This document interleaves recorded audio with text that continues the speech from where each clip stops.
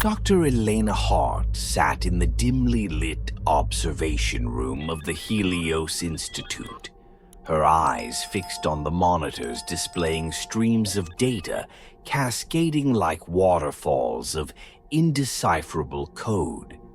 The hum of the equipment blended with the occasional murmur of her colleagues, all equally entranced by the anomaly that had captured their attention for weeks. Somewhere deep in the cosmos, something or someone was trying to communicate. The signal had first been detected by an array of deep space telescopes monitoring radio frequencies in the Sagittarius constellation. At first, it appeared as background noise, a faint and unremarkable static. But within days, its patterns began to repeat, growing in complexity. By the time the team realized its significance, they were already too invested to turn away. "Are we sure it's not just another pulsar?" Dr. Malcolm Trent, the Institute's lead physicist, asked as he hovered over Elena's station. His tone was sharp, skeptical, but tinged with unease. "It's not a pulsar," Elena replied, her voice calm but firm. She gestured to the screen where the signal's waveform glowed in undulating peaks and valleys. "This isn't random. Look at the intervals. They're logarithmic, precise. It's a message. And we're assuming it's friendly because..." Elena didn't answer. She couldn't. The truth was, no one knew what kind of intelligence lay behind the signal. But there was no denying its purposefulness. It wasn't the chaotic hiss of stellar phenomena or the echoes of dead stars. This was deliberate. The room fell silent as the signal surged, its rhythm altering. A sudden spike in intensity made the monitors flicker, and a cold metallic tone rang through the speakers, sending a shiver down Elena's spine. The sound was unlike anything she'd ever heard, alien, yet disturbingly organic. "Decoding complete," a voice called from across the room. Dr. Sonia Mehta, the Institute's cryptography specialist, stood by her station, her face pale. "It's coordinates and something else." "What else?" Elena asked, rising from her seat. Sonia hesitated, her fingers trembling as she brought up a new screen. "Schematics, detailed schematics. It looks like a machine." The room erupted into murmurs. A machine? It was impossible, yet there it was, a series of intricate designs rendered in exquisite detail, accompanied by what appeared to be an instruction set. The language was foreign but eerily familiar, its symbols resembling a strange hybrid of mathematical equations and human neural networks.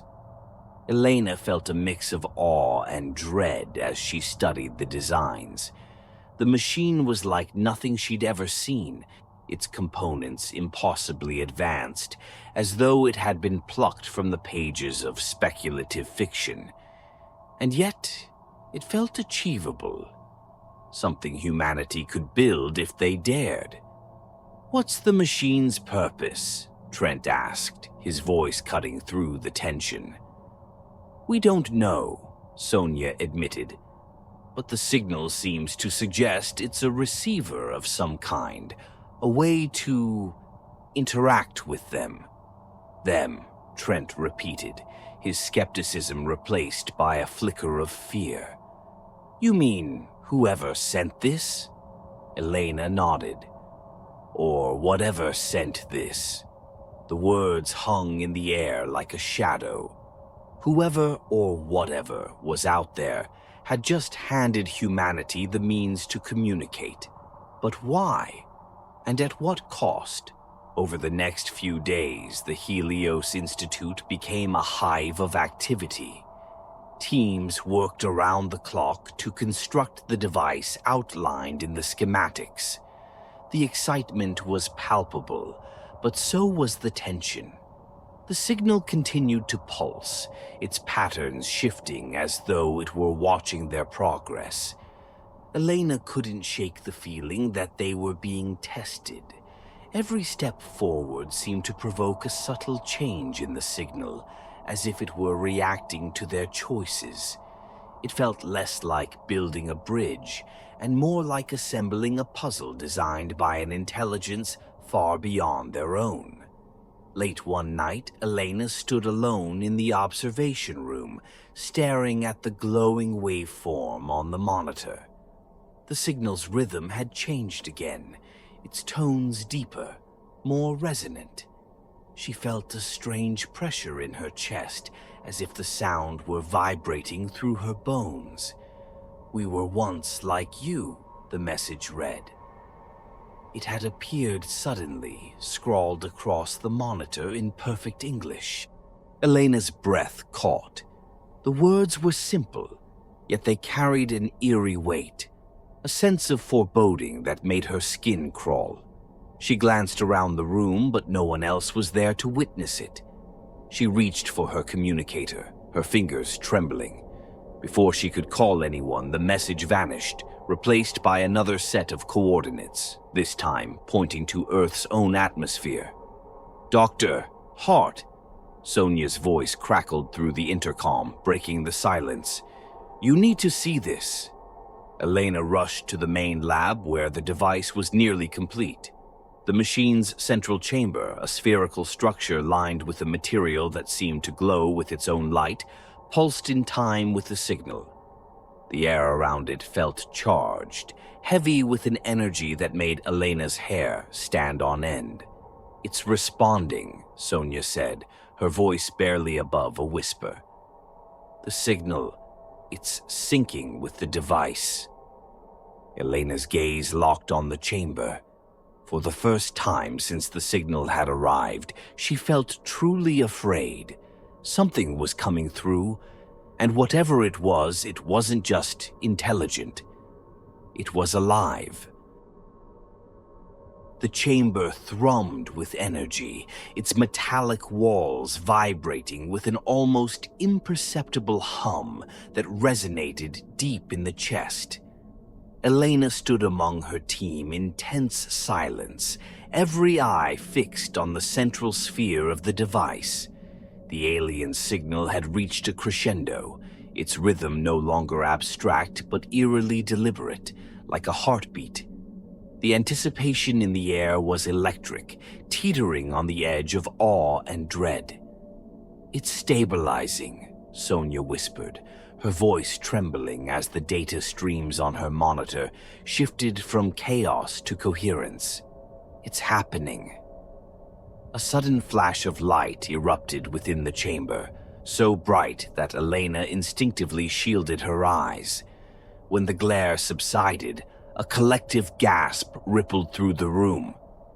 Suspended in the center of the chamber was an object, roughly the size of a football, its surface smooth and shimmering like liquid mercury. The light it emitted was soft, pulsating, as if alive. "What is that?" Trent's voice broke the silence, his usual sarcasm replaced with genuine unease. "It's biological," Elena said, her voice steady despite the knot tightening in her stomach. She stepped closer to the observation window, studying the object. It was mesmerizing, its surface shifting subtly as though it were breathing. But there was something unsettling about it, a sense of wrongness she couldn't quite articulate. As the team scrambled to record their observations, the object began to vibrate, emitting a low-frequency hum that made the air feel thick. Elena winced as a dull ache blossomed behind her eyes. Around her, several researchers staggered, pressing their hands to their temples. "Is it emitting something?" Sonia asked, her voice strained. Elena nodded, her mind racing. Sound waves, maybe. Low-frequency vibrations. It could be some form of communication. Or a warning, Trent muttered darkly. Before Elena could respond, the object's surface began to change. Patterns emerged, intricate fractal-like designs that seemed to ripple and shift.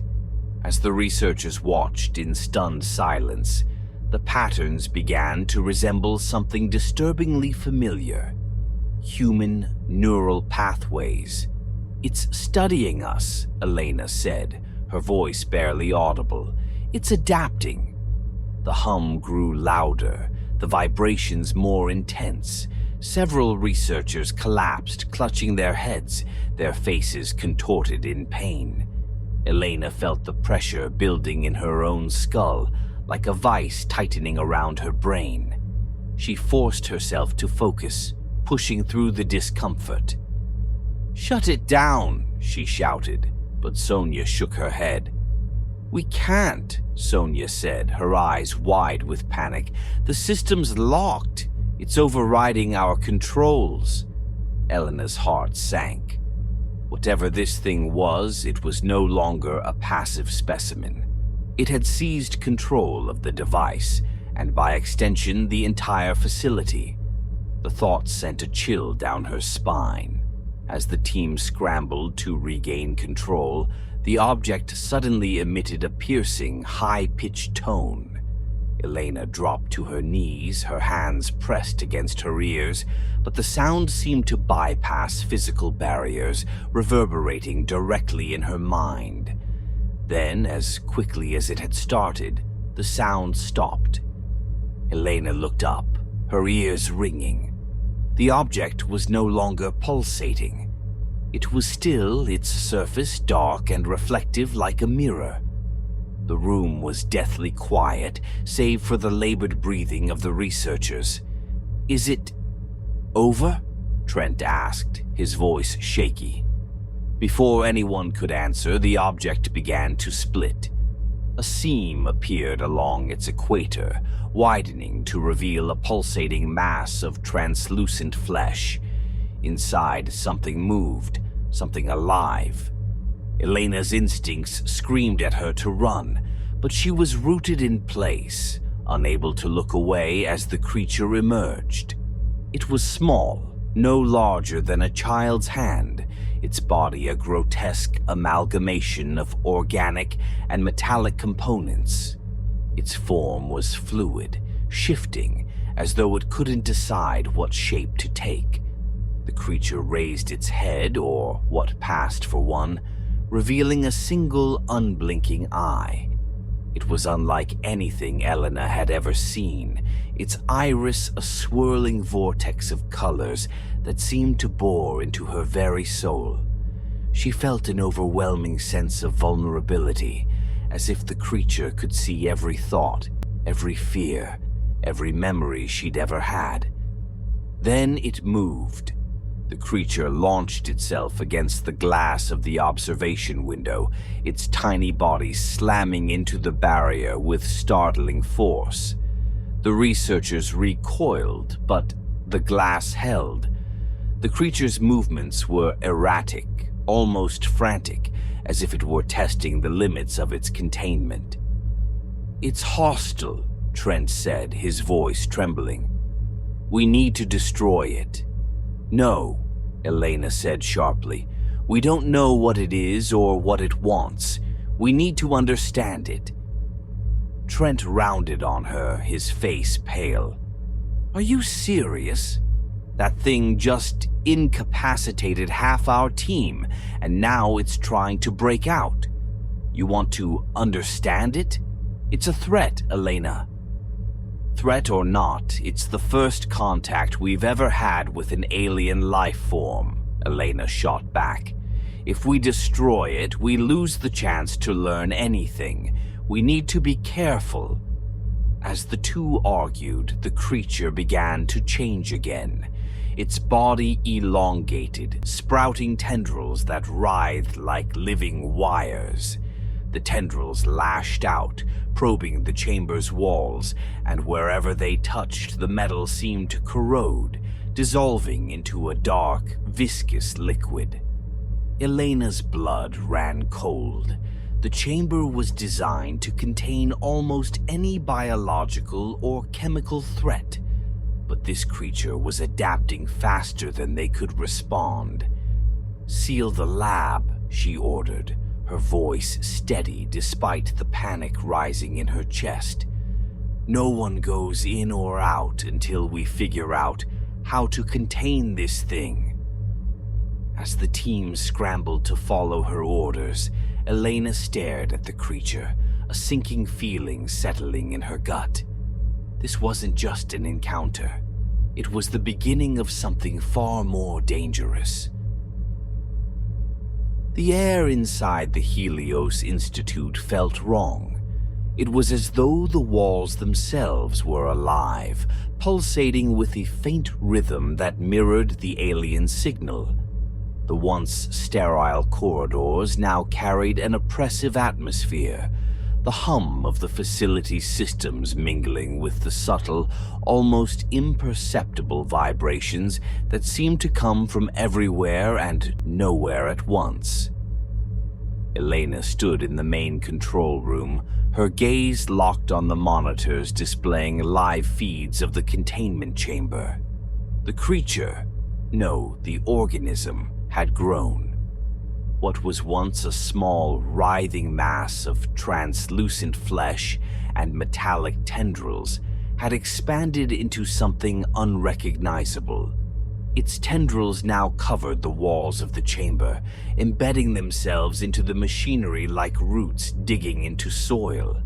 It pulsed with an eerie bioluminescent glow, its color shifting in time with the signal that had summoned it. "It's integrating," Sonia said, her voice a whisper of dread.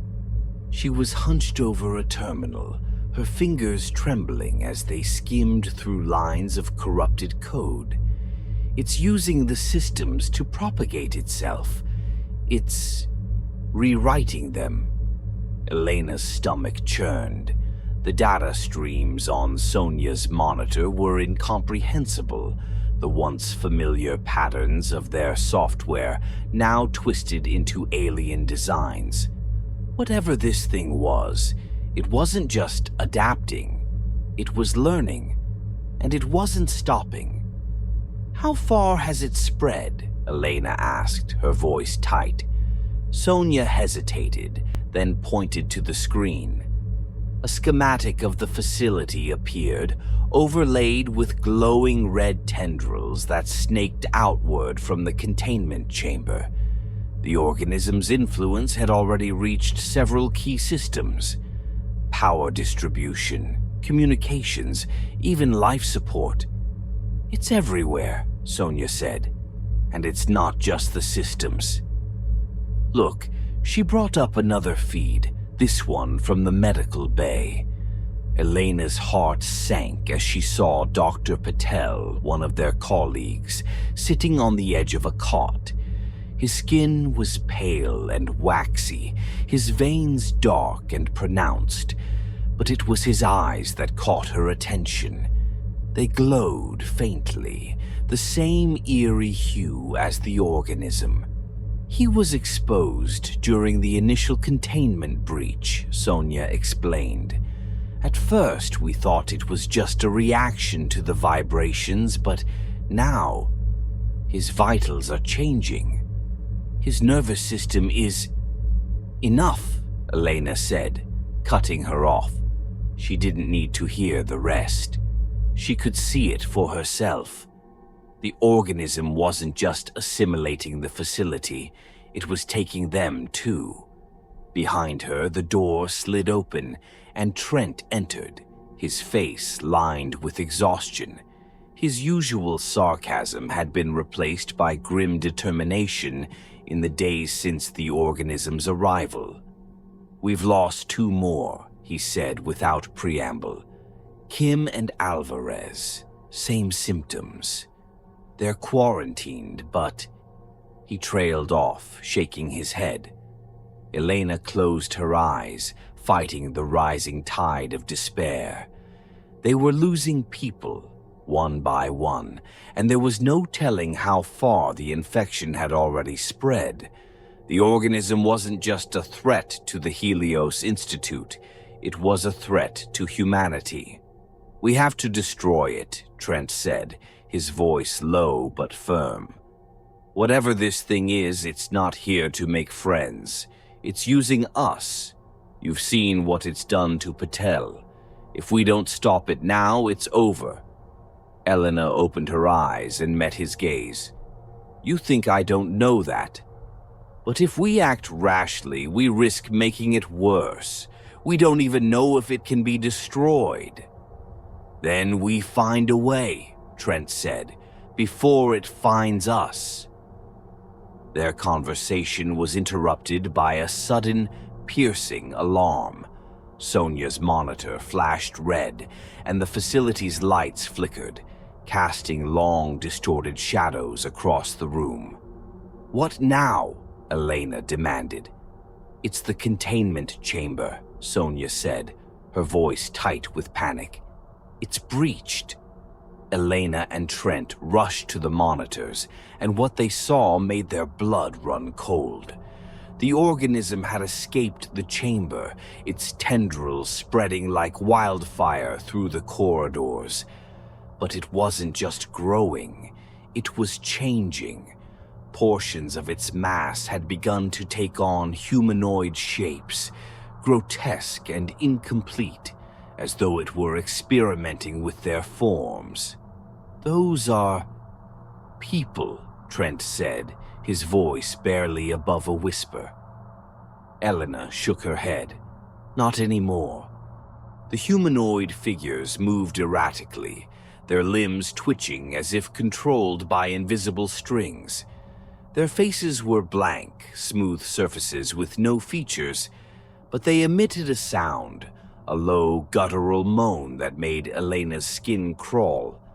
"We need to get out of here," Trent said, his hand on Elena's arm.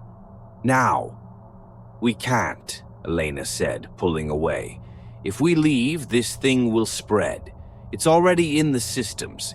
If it gets outside—" Her words were cut off by a sudden, violent crash. The door to the control room buckled, then shattered as one of the humanoid figures burst through. It moved with unnatural speed, its elongated limbs snapping into place as it lunged toward them. "Go!" Elena shouted, grabbing a metal rod from a nearby workstation. She swung it with all her strength, the impact sending the creature sprawling.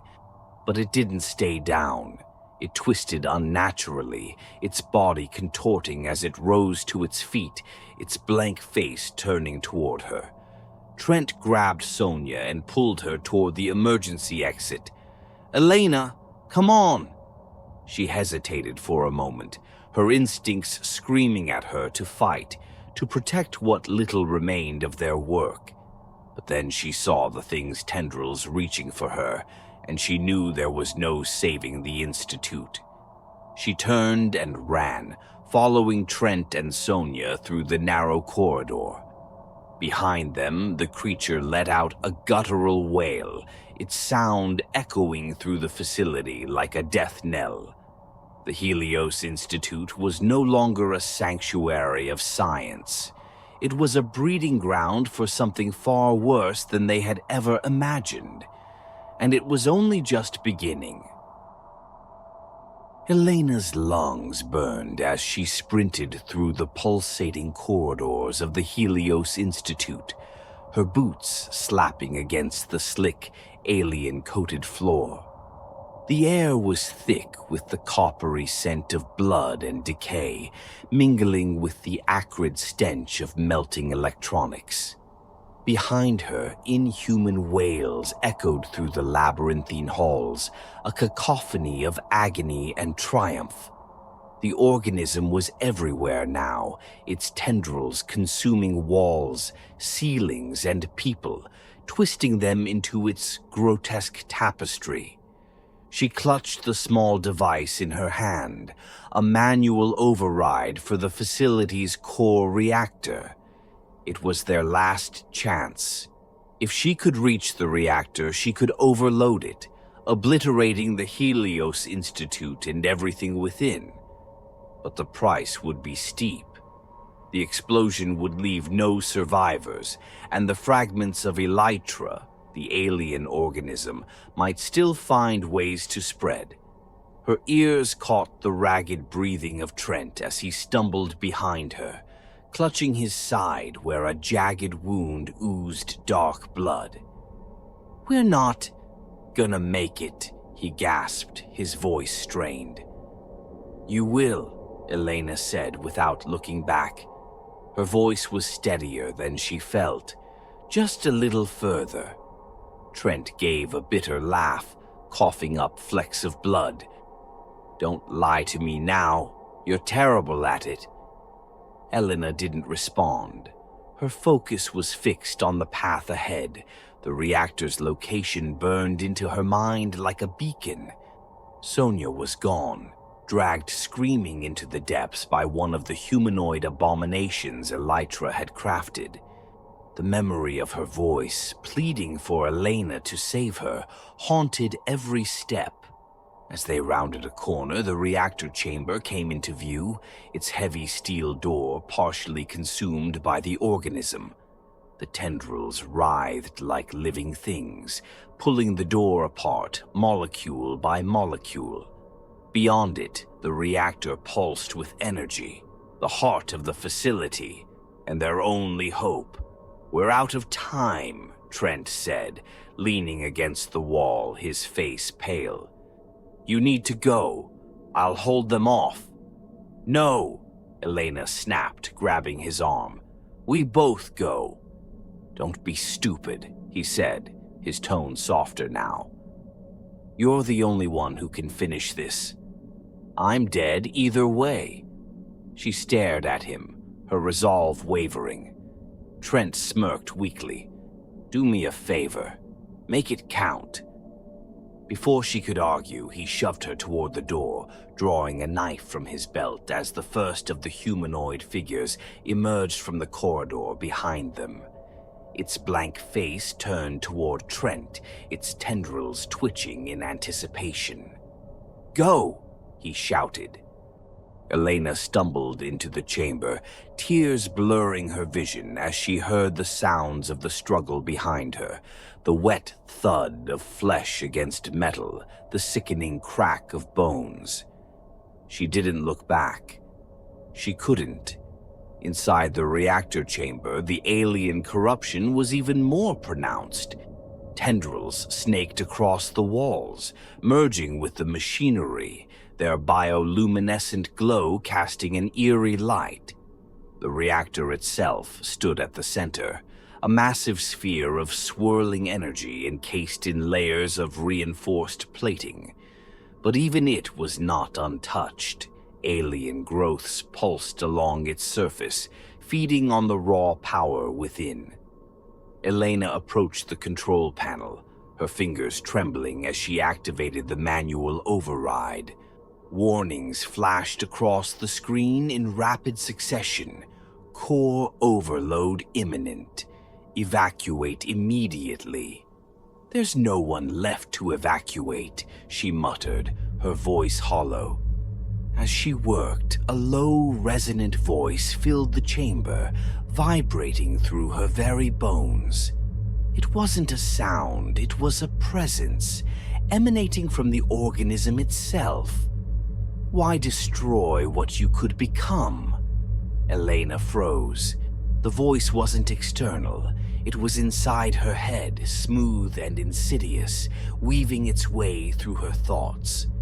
The tendrils along the walls coiled and writhed as if alive, their movements synchronized with the voice. "You are flawed, incomplete. We offer unity, perfection." "I've seen your perfection," Elena spat, her hands shaking as she keyed in the final override sequence. "It's a nightmare." The voice shifted, taking on a tone that was almost pitying. "Your resistance is born of fear. You seek to destroy what you do not understand." "I understand enough," Elena said, her voice rising. "You're a parasite. You consume. You destroy." "We elevate," the voice countered. "Your species will wither and die, as all before you have. We offer survival." Eternity. She hesitated, the enormity of her decision crashing down on her. If she activated the reactor's overload, she wouldn't just be destroying the organism. She'd be erasing the greatest scientific discovery in human history. She would be ensuring humanity's ignorance, condemning them to struggle and fall as the Elitherons had warned. But she had seen the price of Elytra's elevation. The faces of her colleagues, twisted into monstrous parodies of themselves, flashed through her mind, the screams, the corruption. Her hand hovered over the final command. "We were once like you," the message had said. Elena now understood its meaning. Whatever the Elitherons had been, they had fallen, consumed by their own creation. And now humanity stood at the same precipice. The voice grew louder, more insistent. "Think of what you could achieve. Think of what you could become." Elena closed her eyes, her tears falling freely. "I'd rather die human." She pressed the button. The reactor roared to life, its energy surging out of control. The tendrils flailed wildly, their bioluminescent glow dimming as the overload began to destabilize the organism. The voice screamed in her mind, a deafening cacophony of rage and despair, before abruptly cutting off. Elena slumped to the floor, the heat of the reactor searing her skin. She felt the vibrations in the walls intensify, the entire facility trembling as the overload reached critical mass. She thought of Sonia, of Trent, of everyone they had lost. She thought of the sky above, of the earth beyond, and hoped her sacrifice would be enough. In her final moments, she saw a vision, a child standing in a field, reaching toward the stars. The vision filled her with a fleeting sense of peace. The Helios Institute erupted in a blinding explosion, its light consuming the night. In a quiet, distant meadow, a shimmering spore drifted gently onto the ground, unnoticed. A child playing nearby knelt to pick it up, its surface glinting with an otherworldly glow. And the signal began anew.